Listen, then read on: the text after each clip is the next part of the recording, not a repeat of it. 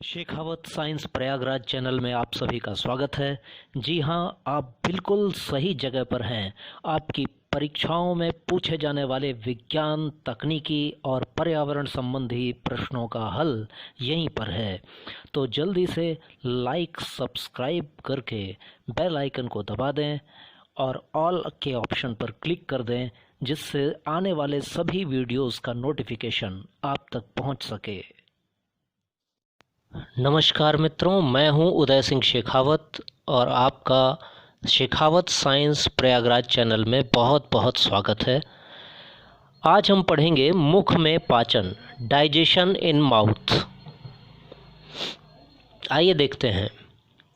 पाचन का अर्थ है जटिल कार्बनिक भोज्य पदार्थों को सरल व छोटे छोटे टुकड़ों में तोड़ना। अतः पाचन की क्रिया हमारे मुख से ही प्रारंभ हो जाती है, जिसमें दांत, जीभ और लार सहायता करती है। दांतों द्वारा भोजन को चबाया जाता है, जीभ द्वारा उसमें लार मिश्रित कर उसे निगलने योग्य बनाया जाता है। लार मिला हुआ यह भोजन बोलस कहलाता है। मुख के भीतर ऊपर की छत को तालू या पैलेट कहते हैं और जिसमें खांच नुमा संरचना रूगी कहलाती है। आइए दांतों के विषय में जानते हैं। मुख के ऊपरी व निचले जबड़े के मसूड़ों में दांत अपनी जड़ों के माध्यम से फिक्स रहते हैं। मसूड़ों के मीसोडर्म नामक ऊतक से डेंटाइन नामक पदार्थ निकलता है, जिससे दांतों का निर्माण होता है। यह कैल्शियम और फास्फोरस का ही बना होता है। चित्र में दिखाए जाने वाले पीले रंग का पदार्थ डेंटाइन ही है। इसके चारों ओर सफ़ेद रंग के आवरण के रूप में इनेमल होता है। इसे सबसे कठोर जैविक पदार्थ माना जाता है। इनेमल की उत्पत्ति एक्टोडर्म नामक ऊतक से होती है। दांत के 3 भाग होते हैं। यदि नीचे से देखें तो रूट अर्थात जड़, नेक अर्थात ग्रीवा या गर्दन और क्राउन अर्थात मुकुट या शीर्ष, सबसे ऊपर का भाग क्राउन कहलाता है। बीच का भाग नेक या गर्दन कहलाता है और सबसे नीचे का मसूड़ों में दबा भाग रूट या दांतों की जड़ कहलाता है। आइए दांतों के प्रकार का अध्ययन करते हैं। उत्पत्ति और संरचना के आधार पर दांतों को बांटा जा सकता है। मोनोफायोडोंट टीथ अर्थात एक बार दंती, इनकी संख्या 12 होती है। इन्हें परमानेंट टीथ भी कहते हैं और ये जीवन में एक बार आते हैं। जबकि डाईफायोडोंट टीथ अर्थात द्विबार दंती दांतों की संख्या 20 होती है।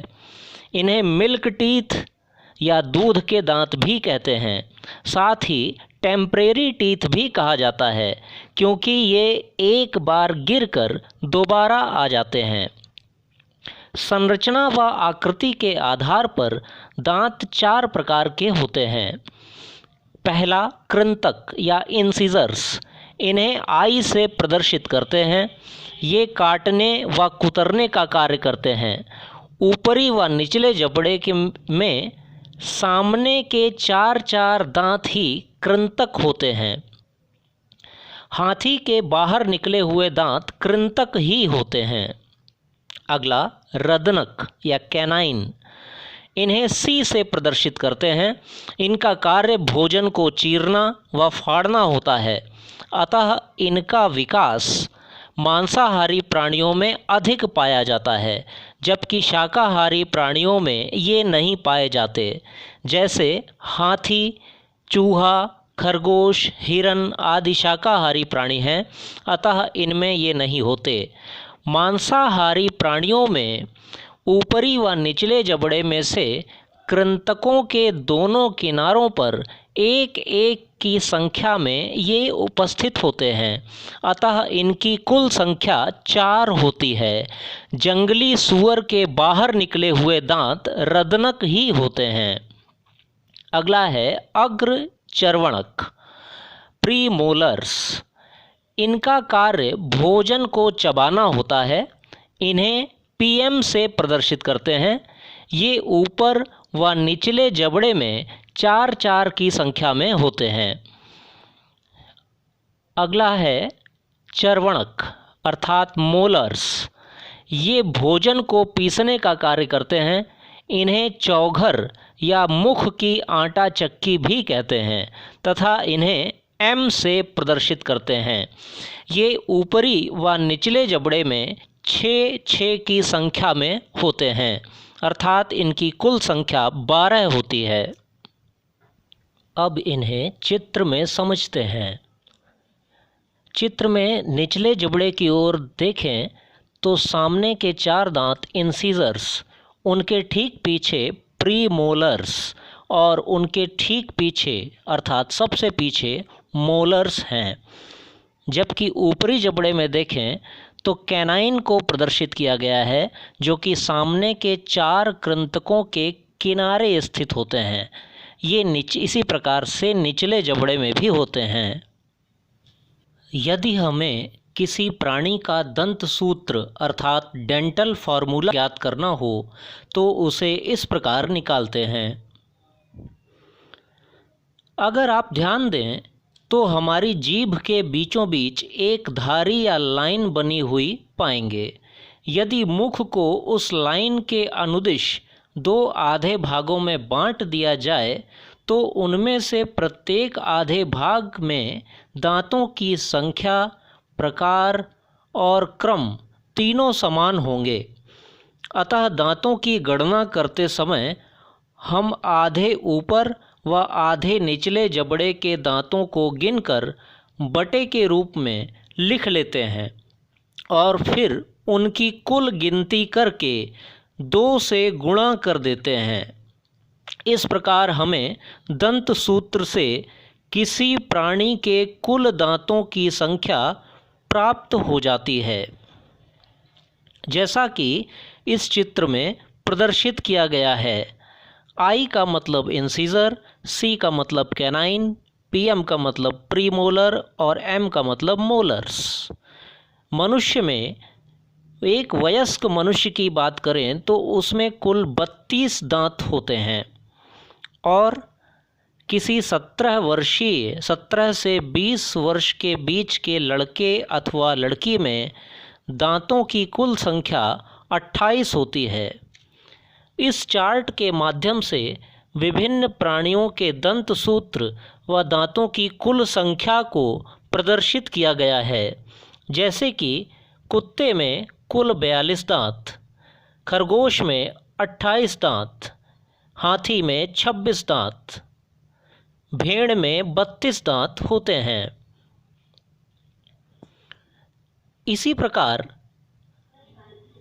इस चार्ट में भी प्रदर्शित किया गया है। आप चाहें तो इसका स्क्रीनशॉट ले सकते हैं।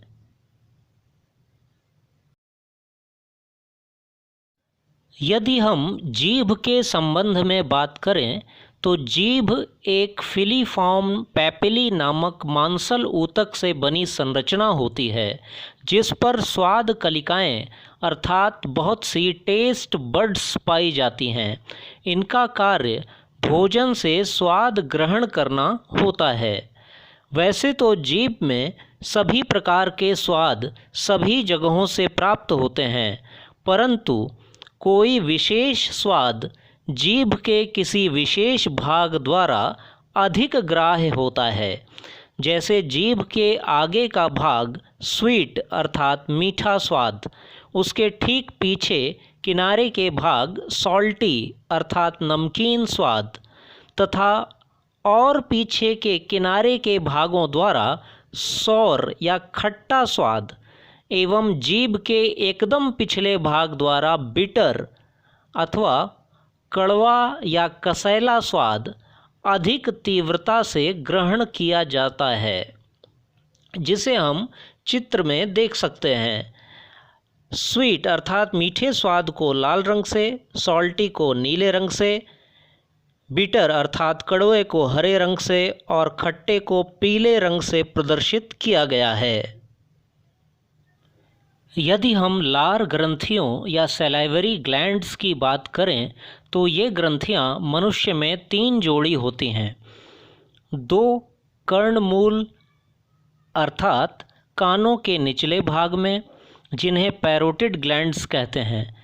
यह स्टेंसन की नलिका द्वारा मुख में खुलती हैं, जबकि 2 अधोहनु ग्रंथियां या सब मैंडिबुलर ग्लैंड्स अथवा सब मैक्सिलरी ग्लैंड्स, जो निचले दांतों के ठीक पीछे के मांसल भाग में स्थित होती हैं और वार्टन की नलिका द्वारा मुख में खुलती हैं।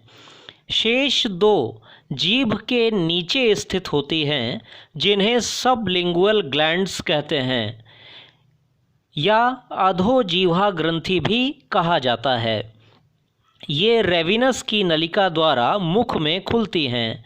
लार ग्रंथियों से सैलाइवा अर्थात लार का स्रावण होता है, जिनमें 99% जल व 1% एंजाइम्स पाए जाते हैं। इसमें उपस्थित टाइलिन नामक एंजाइम मंड या स्टार्च को माल्टोज नामक शर्करा में बदल देता है। लाइसोजाइम नामक एंजाइम हानिकारक सूक्ष्म जीवों और कीटों को मारने का कार्य करता है, जो भोजन के साथ मुख में प्रवेश करते हैं। लाइसोजाइम आँखों से निकलने वाले आंसुओं में भी पाया जाता है। तभी कोई भी कीट आँख में जाता तो जिंदा है, लेकिन निकलता है लाश बनकर।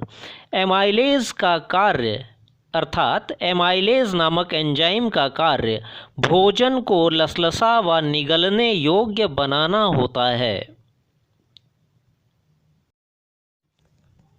अब एक और महत्वपूर्ण तथ्य आपको बता दें कि पैरोटिड ग्लैंड अर्थात कर्णमूल ग्रंथि में यदि पैरामिक्सो नामक विषाणु का संक्रमण हो जाता है तो इसमें सूजन आ जाती है और इसे गलसुआ रोग या मम्प्स कहते हैं।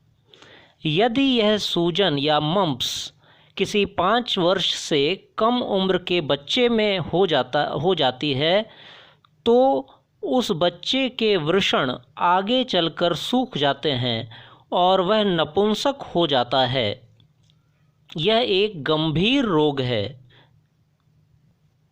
यद्यपि यह रोग 1 सप्ताह के भीतर अपने आप ठीक हो जाता है, परंतु फिर भी इस रोग के दौरान पानी तक निगलने में काफ़ी तकलीफ़ होती है। यदि आप बड़ा सा मुंह खोलकर शीशे में देखें तो आपको मुख के अंदर पीछे की ओर एक मांसल संरचना लटकी हुई दिखाई देगी। उसे यूव्यूला कहते हैं। यूव्यूला से जुड़ा हुआ एक घाटी द्वार होता है जिसे एपिग्लॉटिस कहते हैं। यह एपिग्लॉटिस भोजन नलिका और श्वास नलिका दोनों पर नियंत्रण बनाए रखता है। भोजन को निगलते समय ये श्वास नलिका को बंद कर देता है, जिससे कि भोजन श्वास नलिका में न चला जाए, और श्वास लेते समय यह भोजन नलिका को बंद कर देता है। पानी पीते समय एवं निगलते समय आपने ध्यान दिया होगा कि उस दौरान आपकी श्वास नहीं चलती। ऐसा इसलिए होता है क्योंकि एपिग्लॉटिस द्वारा आपकी श्वास नलिका को बंद कर दिया जाता है, जिससे कि जल श्वास नलिका में न चला जाए, अन्यथा व्यक्ति की मृत्यु भी हो सकती है। यदि 5 से 7 मिनट तक भोजन श्वास नलिका में जाकर फंसा रहे तो निश्चित ही व्यक्ति की मृत्यु हो जाएगी। इसीलिए हमारे पुराने बुजुर्ग कहते हैं कि खाना खाते समय व्यक्ति को हंसना नहीं चाहिए, अन्यथा भोजन श्वास नलिका में जाकर फंस सकता है। मित्रों, आज के लिए इतना ही। नमस्कार। अगले टॉपिक के साथ फिर मिलेंगे।